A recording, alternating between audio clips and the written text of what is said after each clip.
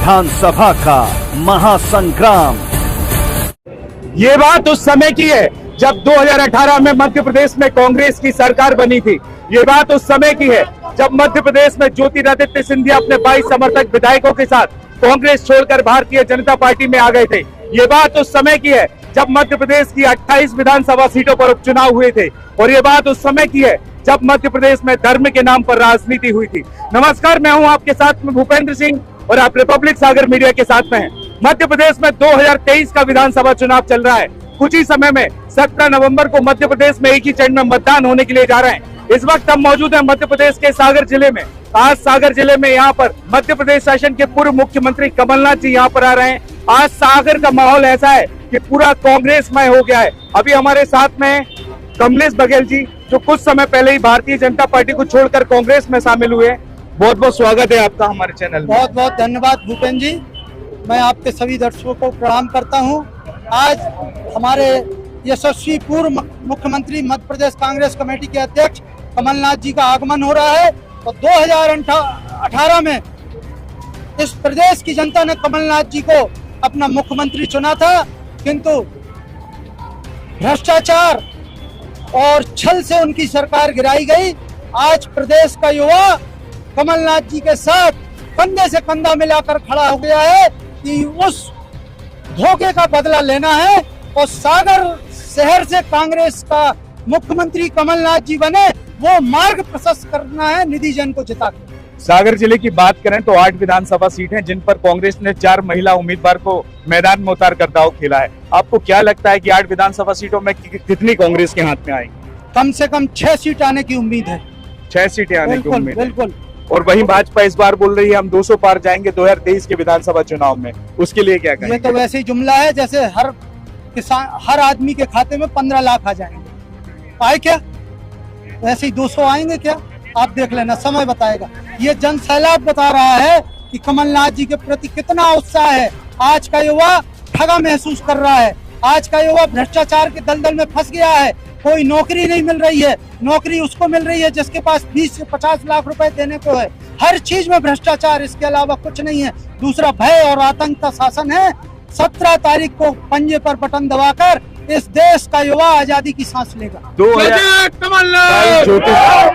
कल ज्योतिरादित्य सिंधिया यहाँ पर सुर्खी विधानसभा क्षेत्र के राहतगढ़ में आए थे।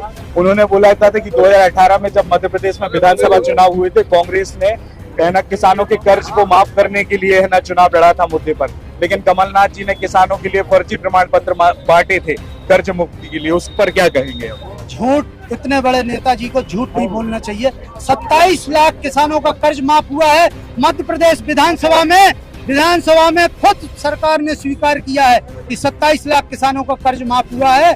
कृषि मंत्री का कर्ज माफ हुआ है। यहाँ हजारों लोगों का कर्ज माफ हुआ है। इनको झूठ बोलना है तो कुछ भी बोल सकते हैं। जो कांग्रेस ने संकल्प पत्र जारी किया है, आप मान के चलिए अगर कांग्रेस की सरकार बन जाती है तो उसको प्रभाव में लाने के लिए कितना समय लग जाएगा इस पर? निश्चित तौर पर कमलनाथ जी के पास मध्य प्रदेश की जनता को उन्नति के पथ पे ले जाने का पूरा एजेंडा है। वही एजेंडा संकल्प पत्र है। उनको समय सीमा हम नहीं बताएंगे, कमलनाथ जी बताएंगे, लेकिन ये वादा है कि कमलनाथ जी वचन के बहुत पक्के। कितनी सीटें आएंगी मध्य प्रदेश? 150 पार। आप भी अब भाजपा छोड़कर कांग्रेस में आ गए, क्या लग रहा है अब आपको यहाँ का माहौल? भाजपा छोड़ के कांग्रेस में, मैं तो पहले पुराना ही कांग्रेस ही था, लेकिन वहाँ हमारा कोई मन नहीं था, कोई अधिकार नहीं था। और आज हमें यहाँ आके बड़ी खुशी हो रही है। खुशी हो रही है। आज कमलनाथ जी आ रहे हैं, कितना जनसैलाब यहाँ पर देखने के लिए? कम से कम आप देखिए, जिस अभी हम लोगों ने 2 दिन पहले ज्वाइन किया है और 2000 के लगभग हम लोग खुद संख्या में है। वो कम से कम आप नमक मंडी में जब सभा में पहुंचेंगे तो आपको खुद दिखाई दे जाएगा। पूरा विश्वास है इस बार आएगी कांग्रेस? पूरा विश्वास है। कमलनाथ जी चूंकि वचन के पक्के होते हैं और कमलनाथ जी जो वचन देते हैं वह करके दिखाते हैं। जो भी भाजपा की जनहितैषी योजना है कि लाडली बहना योजना, मैंने ग्राउंड लेवल पर देखा है कि ग्रामीण तबके की महिलाओं में इसका प्रभाव ज्यादा है। आपको लगता है वो डाइवर्ट हो पाएंगे? ये आपको खुद पता है। माननीय कमलनाथ जी ने जब अपनी नारी सम्मान योजना चालू की थी तो शिवराज जी को अपनी सीट बचाने के लिए उनने लाडली बहना को यह दिया है। और अब हमारे कमलनाथ जी को 1500 रुपए नारी शक्ति को दे रहे हैं। आपसे एक बात, 17 तारीख को मतदान है, जनता को कोई मैसेज देना चाहते हैं? कुछ ही समय से इस बचा है। भ्रष्टाचार और आतंक की सरकार खत्म करने का, स्वतंत्रता मनाने का दिवस है 17 तारीख। पंजे पर बटन दबा के मध्य प्रदेश की जनता एक सौहार्दपूर्वक चलने वाली सरकार कमलनाथ जी जैसे यशस्वी नेता को मुख्यमंत्री बनाएगी। अब आपके कमलेश भैया तो आपके पास में आ गए वापस, अब क्या लग रहा है कि आपके हाथ, मतलब आप कितना साथ निभा पाएंगे इनके साथ? कमलेश भैया की मानसिकता कांग्रेस की थी, वो तो कुछ समय के लिए निजी संबंधों के खातिर भारतीय जनता पार्टी में चले। हमेशा उनने कांग्रेसियों के हित में हम लोगों को एक मार्गदर्शन दिया कि जनता के हित में आप लोग काम करें। और आज उनके साथ 3 पार्षद जो हमारे गए हुए थे, शिव शंकर यादव, जय कुमार डाली सोनी, अशोक चकिया, जनपद सदस्य संजय यादव मोन्टी, और सैकड़ों की हजारों की तादाद में लोग उनके नेतृत्व में कांग्रेस ज्वाइन की है। कई लोगों ने तो ये भी बोला है कि कांग्रेस विलुप्त होने के कगार पर है। ये जन सैलाब बता रहा है कांग्रेस विलुप्त हो रही कि भाजपा विलुप्त हो रही। ये जन सैलाब पूरी आशा भरी नजरों से कमलनाथ जी को देख रहा है कि युवा बेरोजगार है, शिक्षित है, उसके बाद उसको कोई रोजगार नहीं है, महंगाई चरम पे है। जो लाडली बहना का इन लोगों ने फंडा लोभ लालच किया था, तो जब भांजे भांजियों ने मामा को ठुकरा दिया तब अपनी बहनों के चरणों में 1000 और 1200 डाल के हाथ जोड़ रहे हैं कि बहनों एक बार फिर से हमें सहयोग कर दो। लेकिन भांजे भांजियों ने सिद्ध कर दिया कि मामा नहीं, ये कंस मामा है। आपको क्या लग रहा है इस बार क्या होने वाला है मध्य प्रदेश? कांग्रेस की सरकार बन रही है, बदलाव है। मतलब किस तरीके का बदलाव है? यहाँ की जनता अपने आप को गुलाम महसूस कर रही, इतना आतंक है भाजपा का। लेकिन भाजपा का बहुत बड़ा आतंक है, भय, भ्रष्टाचार, आतंक। लेकिन भारतीय जनता पार्टी तो सिर्फ विकास के मुद्दे को लेकर चुनाव लड़ रही है। विकास के साथ विनाश है। हमारे यहाँ मकवानी क्षेत्र में देखिए आपने रेवाड़ी में 1.5 करोड़ रुपए रानी अवंतीबाई मूर्ति को मंजूर हुए, 40 लाख में मूर्ति बन गई। ये विकास है कि विनाश? कांग्रेस ने भाजपा पे भी कई आरोप लगाए कि 50% कमीशन की सरकार है। किस हिसाब से? बिल्कुल है, किस हिसाब से? हम तो कह रहे 60% है, पूरा भ्रष्टाचार। तो 50 कह रहे, हम 60 कह रहे, 60% भ्रष्टाचार। तो क्या लग रहा है इस बार? आप इस बार बदलाव है, 150 प्लस सीट आ रही कांग्रेस।